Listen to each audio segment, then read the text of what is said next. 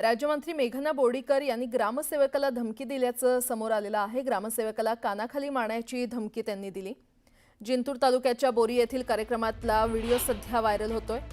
आमदार रोहित पवार यांनी हा व्हिडिओ पोस्ट केलेला आहे। तर मुख्यमंत्र्यांना आणि त्यांनी खरं तर मंत्र्यांना आवरण्याची विनंती केलेली आहे। गेल्या काही दिवसांपूर्वीच त्यांचं नाव लिहिलेल्या ट्रकमधून मद्यसाठा जप्त करण्यात आला होता। तो वाद शमत नाहीये, तोच पुन्हा त्यांनी अधिकाऱ्याला मारण्याची धमकी दिली आहे।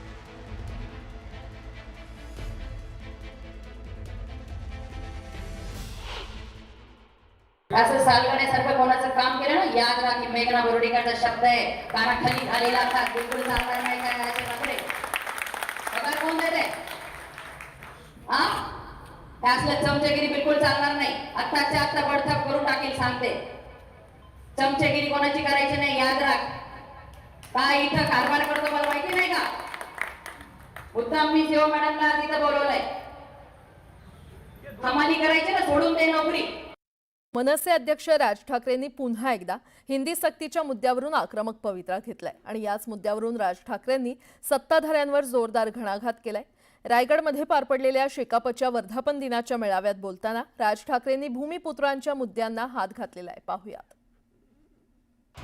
हिंदी सक्ती विरोधात राज ठाकरे आक्रमक। महाराष्ट्र राज्याचा मुख्यमंत्री महाराष्ट्रात लहान मुलांना हिंदी कशी आणता येईल आणि शिकवता येईल याचा विचार करतोय। राज ठाकरेंच्या सरकारवर सवालांच्या फैरी।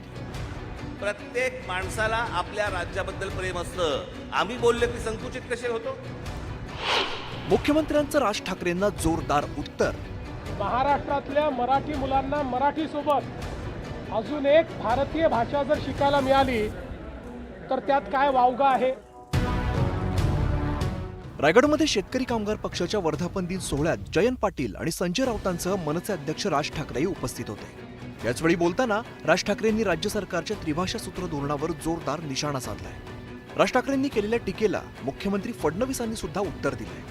महाराष्ट्राचा राज्याचा मुख्यमंत्री महाराष्ट्र राज्याचा मुख्यमंत्री महाराष्ट्रात लहान मुलांना हिंदी कशी आणता येईल आणि शिकवता येईल याचा विचार करतोय। पण महाराष्ट्रामध्ये जे काम धंद्यासाठी येत आहेत त्यांना मराठी कशी येईल याचा विचार नाही मुख्यमंत्र्यांच्या मनात।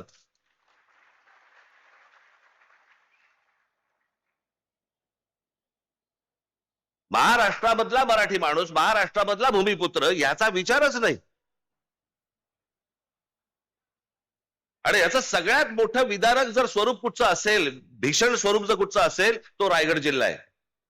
माझं अतिशय पक्कं मत आहे, महाराष्ट्रामध्ये मराठी शिकली पाहिजे, ती कंपल्सरी असली पाहिजे, ती अनिवार्य असली पाहिजे, ती आपण अनिवार्य केलीच आहे। पण महाराष्ट्रातल्या मराठी मुलांना मराठी सोबत अजून एक भारतीय भाषा जर शिकायला मिळाली तर त्यात काय वावगा आहे? आपण भारतीय भाषांना विरोध करायचा आणि इंग्रजी करता पायघड्या घालायच्या, ही जी मानसिकता आहे, या मानसिकतेला माझा विरोध आहे। इतर राज्यातील नेते आपल्या भाषेबाबत आग्रही असतानाच आम्ही आपल्या राज्याबाबत बोलल्याबद्दल तुम्ही संकुचित कसे ठरवता असे सवाल सुद्धा यावेळेला राज ठाकरेंनी केले। अमित शहा एका त्यांच्या इंटरव्ह्यू मध्ये बोलले होते, त्यांना प्रश्न विचारला भाषावादावरती, तर ते बोलले पहिल्यांदा तुम्हाला सांगतो म्हणे मी काही स्वतः हिंदी भाषिक नाही, मी गुजराती आहे। देशाचा गृहमंत्री स्वतः ठणकावून सांगतो की नाही मी हिंदी भाषिक नाही, मी गुजराती आहे।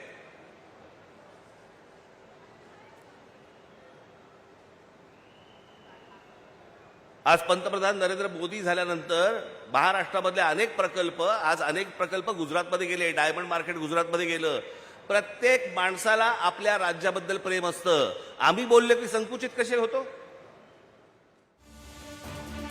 रायगडमध्ये कोण जमीन घेतंय हे माहीत नसतानाच गुजरातमध्ये इतर राज्यातील नागरिकांना शेतजमीन विकत घेता येत नाही याकडे राज ठाकरेंनी लक्ष वेधलंय। उद्या जर समजा तुम्ही महाराष्ट्रामधनं जर समजा गुजरातला गेलात, तुम्हाला शेतजमीन विकत घेता येणार नाही। हे भारतामध्ये चालू आहे,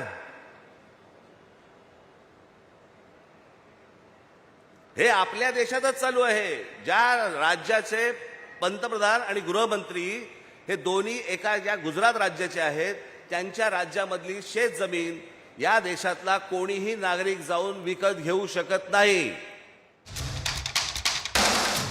भाषा आणि जमीन गेली तर जगाच्या पाठीवर स्थान नाही असं सांगत भूमिपुत्रांना सावध राहण्याचं आवाहन केलं. रायगडमध्ये येणाऱ्या उद्योगधंद्यांमध्ये स्थानिक मराठी तरुणांना प्राधान्य दिलं जावं अशी मागणी सुद्धा राज ठाकरेंनी केली.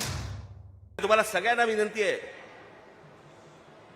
याच्या पुढे उद्योगधंद्यासाठी जर जमिनीसाठी जर तुमच्याकडे लोक आले, तुमच्या जमिनी नुसत्या विकायच्या नाहीत. त्यांना म्हणा आम्ही जेवढे शेतकरी आहोत तुमच्या कंपनीमध्ये आम्ही पार्टनर म्हणून येणार. आमची मुलं तर लागतील तुमच्याकडे कामाला, पण अशा फोकटच्या फाकट आम्ही नुसत्याच जमिनी देणार नाही तुम्हाला. आज या गोष्टी जर नाही वाचवल्या आपण, आपल्या हातात काहीही राहणार नाही. नुकत्याच सरलेल्या पावसाळी अधिवेशनात राज्य सरकारने जनसुरक्षा कायद्याला मंजुरी दिली. या जनसुराज्य कायद्यावरूनही राज्य सरकारला थेट आव्हान दिलंय. आता तुम्हाला म्हणे तुम्ही ह्या सगळ्या जमिनी आणि ह्याच्यावरती म्हणे कायदा आणला राज्य सरकारने.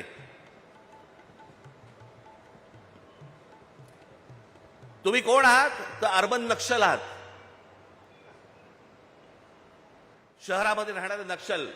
तुम्ही जर विरोध केला, कुठच्या प्रकल्पाला विरोध केला, तर सरकार तुम्हाला अटक करू शकतं. एकदा करूच देत.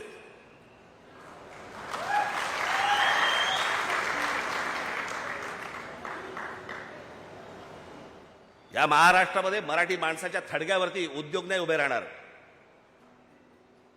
उद्योग आणायचे असतील तर मराठी माणसाचा मान सन्मान राखूनच तुम्हाला उद्योग आणावे लागतील, त्याशिवाय तुम्हाला आणता येणार नाहीत.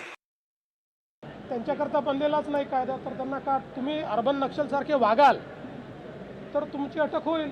तुम्ही अर्बन नक्षलसारखे वागत नाही, त्यामुळे तुमची अटक करायचं कारण नाही. मला असं वाटतं की अशा प्रकारे कायदे जे बनतात, जे लोक कायद्याच्या विरोधात वागतील त्यांच्याकरता तो कायदा आहे.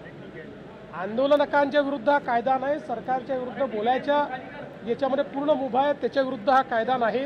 त्यामुळे मला असं वाटतं की अशा प्रकारचे जे काही कमेंट्स आहेत, हा कायदा न वाचता केलेले कमेंट. स्थानिक भूमिपुत्रांच्या मुद्द्यावरून मनसेने स्थापनेपासून आक्रमक भूमिका घेतली. शेकापच्या मंचावर उपस्थित राहत राज ठाकरेंनी स्थानिक भूमिपुत्रांचा मुद्दा जोरकसपणे मांडल्याचं दिसून आलंय. Bureau report, news 18 Lokmat, Raigad.